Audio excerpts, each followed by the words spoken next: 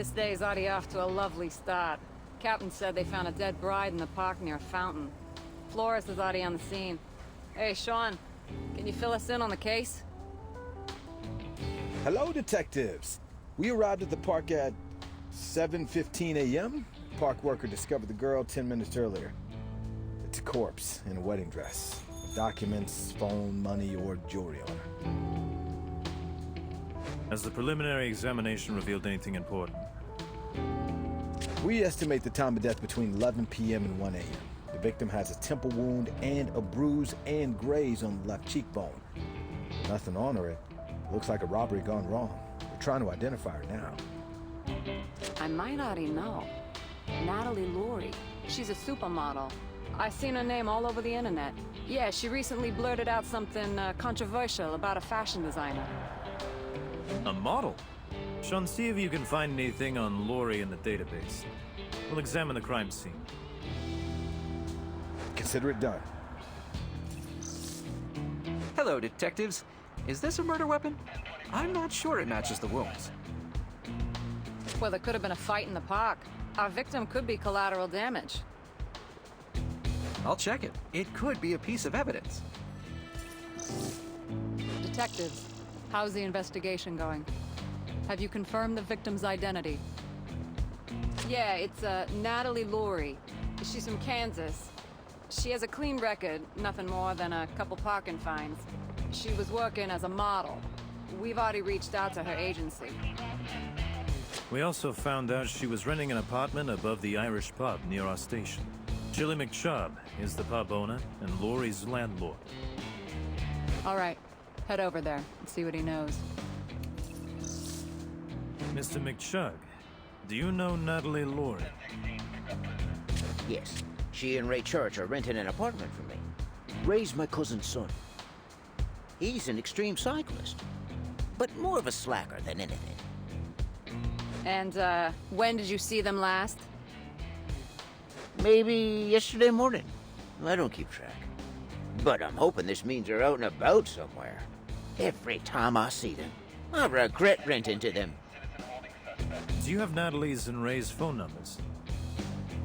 Sure, feel free to write them down. Why? What happened?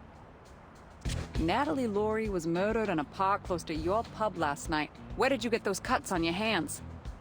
That's horrible. But, my hands, right? They're fine. I just cut them on a loose nail when I was carrying some crates. Ray called Natalie 5 times between 10:30 and 11 p.m. He called someone else too, but they didn't pick up until calling back 15 minutes later. Natalie's records seem usual. She called Ray, the agency, and her parents.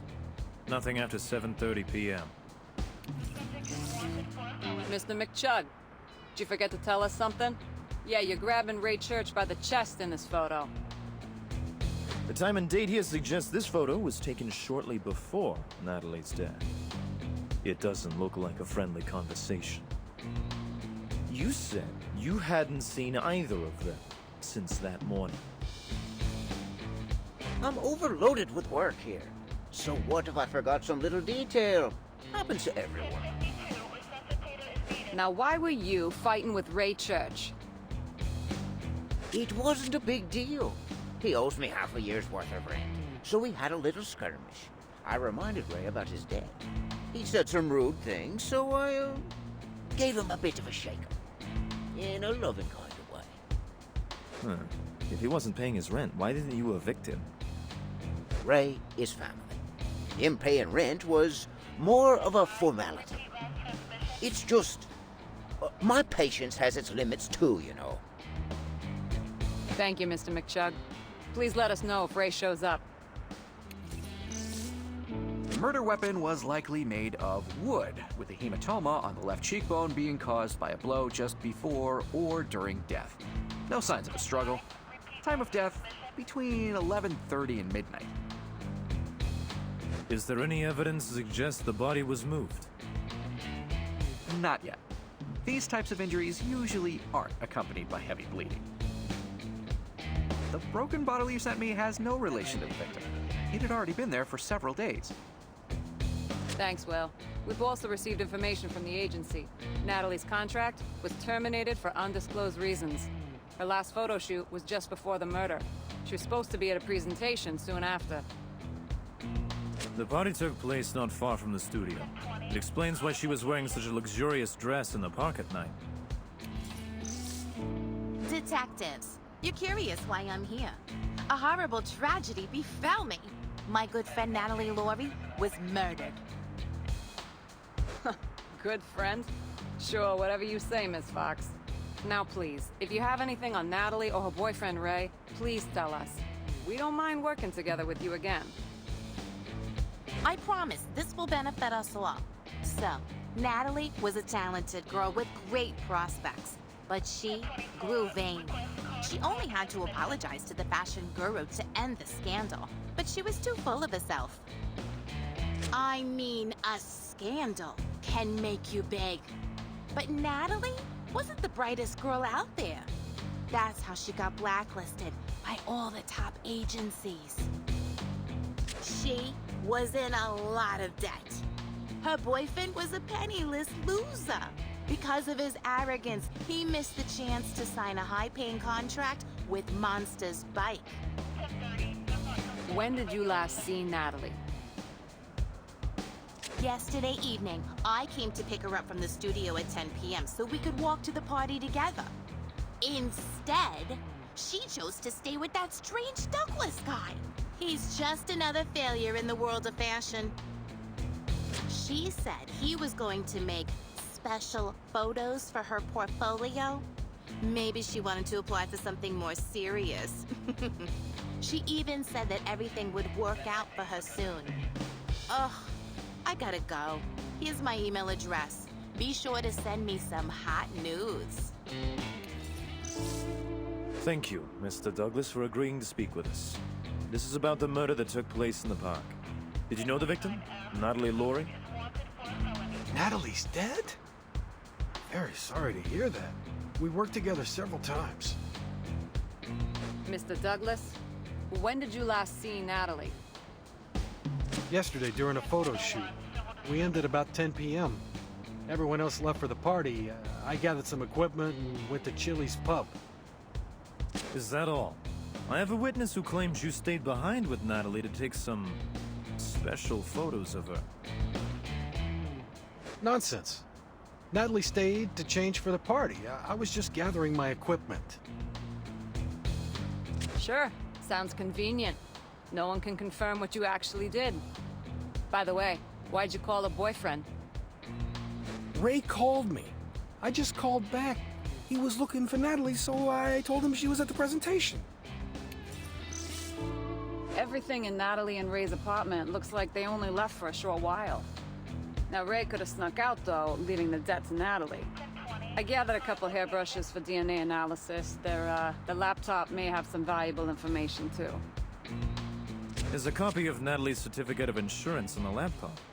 She insured her face for $1 million. Wow. So if anything happened to her precious face, she would receive a small fortune. Oh, Natalie's agency paid the fees, so if the contract was terminated, this certificate will become void. Serena, look at this. The policy lists two beneficiaries, Natalie and Ray. That's certainly interesting. You brought me a new toy! Here, give me 30 seconds and I'll have access to every folder on this laptop. And voila! Thank you, Shang. Lamont, there's incriminating evidence against McChug. Documents they used to smuggle alcohol. Looks like our modest pub owner has serious connections with the underground mafia. Our lovely couple decided to use this to blackmail McChug. Didn't matter to them, he was family. So the pub owner had motive. Does this mean we're looking for Ray's body too? Detectives, these incriminating documents and photos are just copies. Someone else has the originals. According to the database, McChug was never accused of smuggling, but the FBI have had their eye on him. Thanks, Shang. Finding the originals is only a matter of time. I suggest we use this evidence as leverage over McChug. in case he refuses to talk. Detectives, I found McChug. He's at the food truck festival in the park. See him? He's right over there. Mr. McChug, would you step aside for a moment? We have a few questions we'd like to ask. Do these files seem familiar to you? Don't try denying anything. The FBI are very interested in that case. Was Ray trying to blackmail you about this? He was, but I didn't kill anyone. Ray found the photos. I thought he would stop the silly game after a short while, but he never did. I threatened him, but I swear, that's it. He seemed to come to his senses after that anyways. Besides, I have an alibi. Over a dozen customers can confirm I was at the pub. I'm willing to cooperate, but don't expect me to confess to a murder so your clearance rates go up. Your alibi is dubious at best. The park is only minutes from the pub. No one may have noticed your absence if you had left. But now, we ask you to stay in the city. What do you have for us, Shang? The search for the guy yielded no results. No credit card charges, no phone calls. And as for the dress, I managed to find an eyelash, sweat, and grease deposits. I also found a few bright hairs.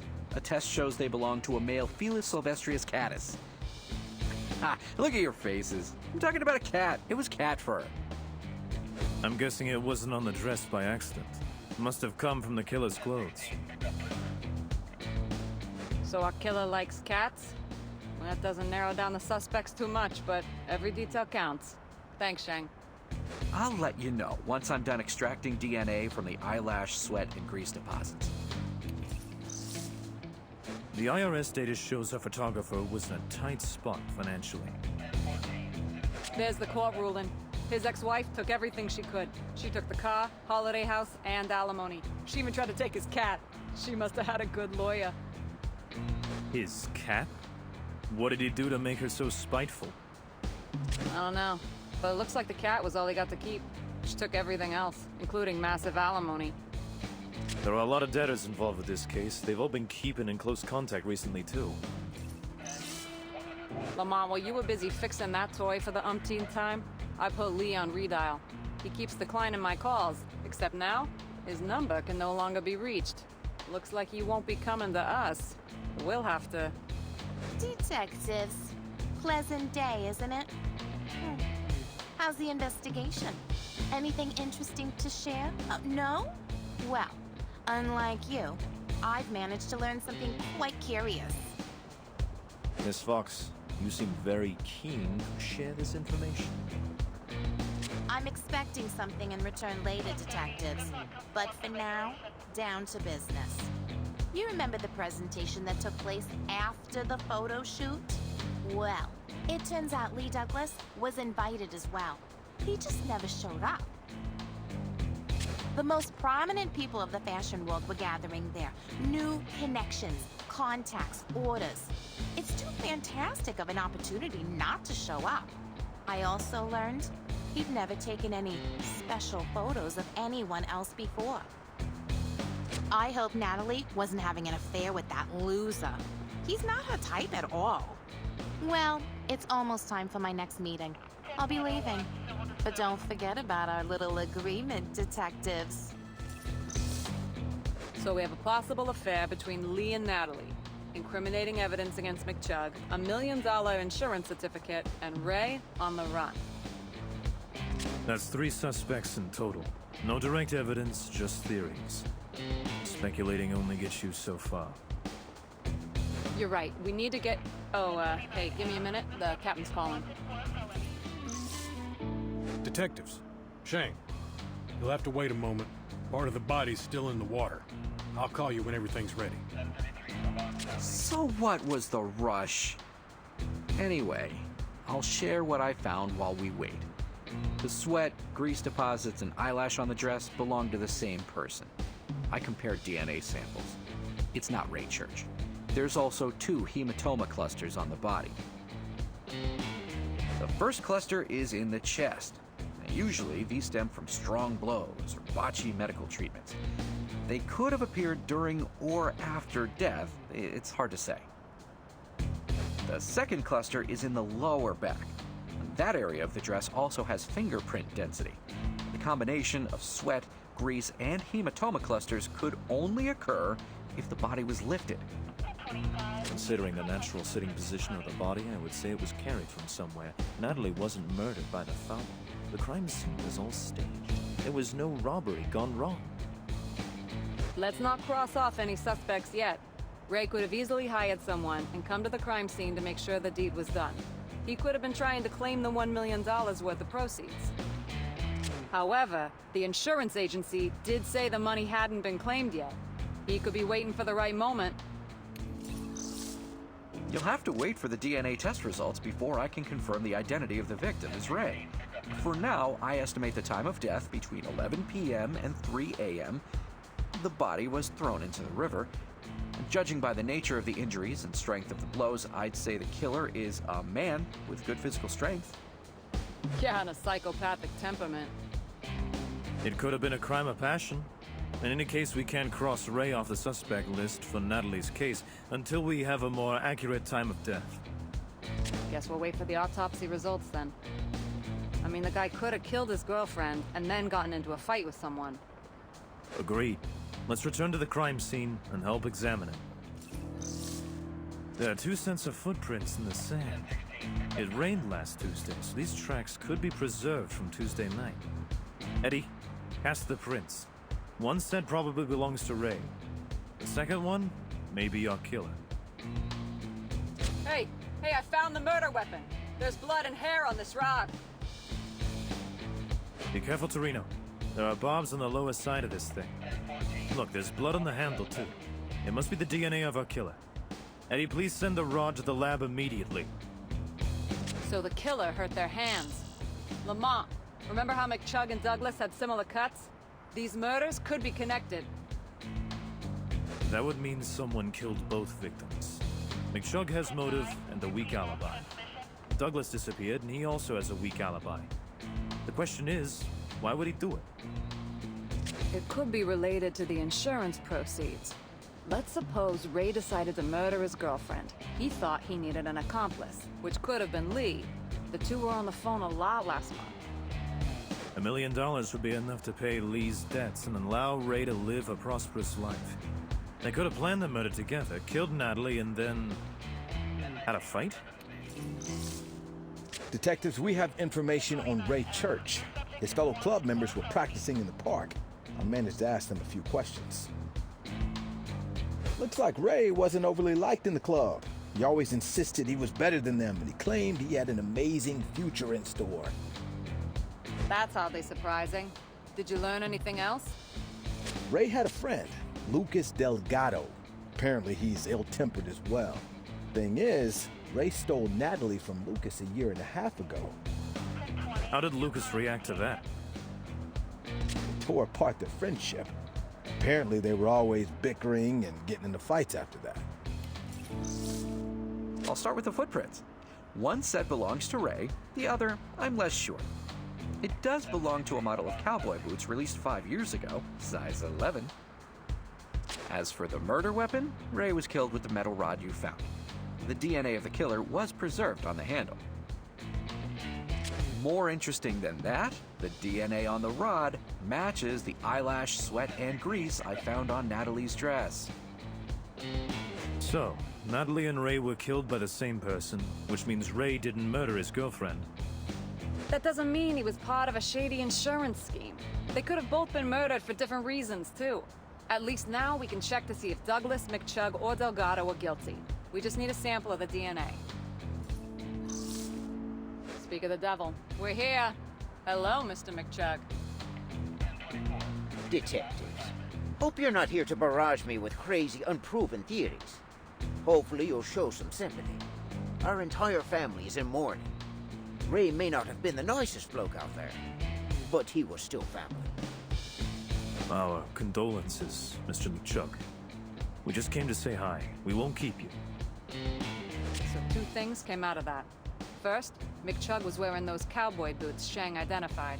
Second, he just threw away an empty water bottle in the trash. We can use it for a DNA match. In that case, let's take it and see if he's been hiding something. What have you got for us, Eddie? Well, here's the bag. It's full of pieces of jewelry that match what Natalie was wearing before she was murdered, at least according to witnesses. There are also some brass knuckles. Lamont, do you remember the bruises and grazes on Natalie's left cheekbone? They could have come from these. We'll have the knuckles analyzed. There are initials engraved on them, too. R.C. Could they belong to Ray? Well, I wouldn't be surprised. How did the knuckles appear in the same bag as Natalie's jewelry, though? Either Ray potentially gave the brass knuckles to the killer voluntarily, which supports the accomplice theory, or the killer stole the knuckles to set Ray up. People usually keep cameras inside cases like these. Looks like Lee Douglas was in a real hurry. The lenses and flashes he left behind are worth a fortune. He made sure to take the camera itself, though. The man needs some source of income. It's good he left the lenses behind. They would definitely have some fingerprints on them, maybe even some sweat or grease. We'll take it all to Sheng. There they are. You're right, Sheng. They fit the description, and based on the case materials, a photographer wears size 11 shoes. So Lee was the last person to see Natalie, and he was at the crime scene where Ray was murdered. He's aggressive, and he's tall and strong enough to carry a body. He also had cuts on his hands, is on the run, and wears the same size shoes as our killer. He ticks all the boxes, all right. Good day. We just have a couple questions. Where did you get those cuts on your hands? 10:30 does not conform to regulation. How close were you to Ray Church? Close enough to want to punch him in the face. The scumbag stole my girlfriend. He also got me in trouble with the police. He almost got me kicked out of college. Did you know Natalie Laurie and Ray Church were murdered? Oh, no. I don't know what. My guys told me the police were looking for me, so I decided to stay at home. Less problematic. Where were you on Tuesday night between 10 p.m. and 12:30? I was studying for classes at home. Detectives, I've managed to locate fingerprints on Lucas Delgado's library card. They match the fingerprints on the club's emblem. So it could have been Lucas in the park that day, not Ray. There's also no one to confirm his alibi. Besides, he didn't even ask how they died. The situation with Ray would make sense, but why wasn't he curious about Natalie? Didn't she used to mean a lot to him? Let's have another chat with our skateboarder. Okay, fine. I'll tell you everything.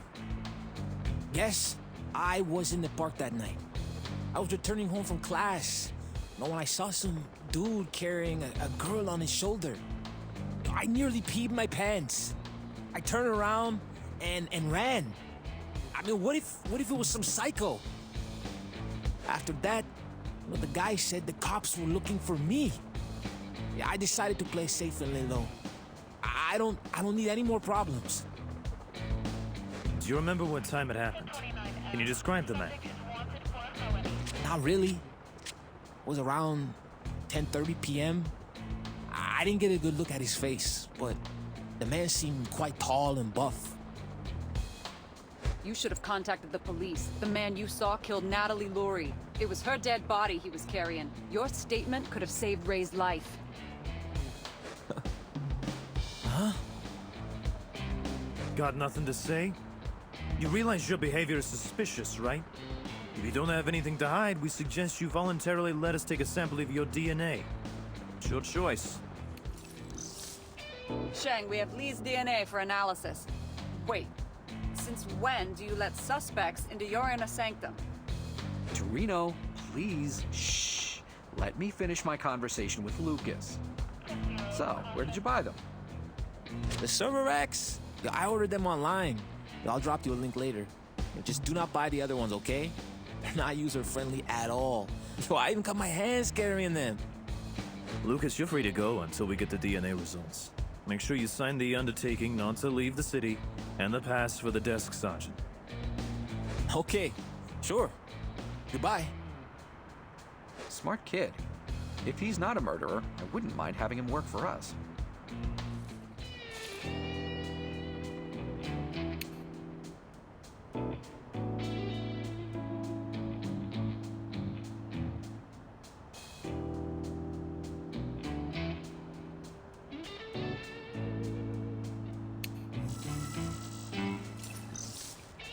Mr. Douglas, we have evidence proving you murdered Natalie Laurie and Ray Church.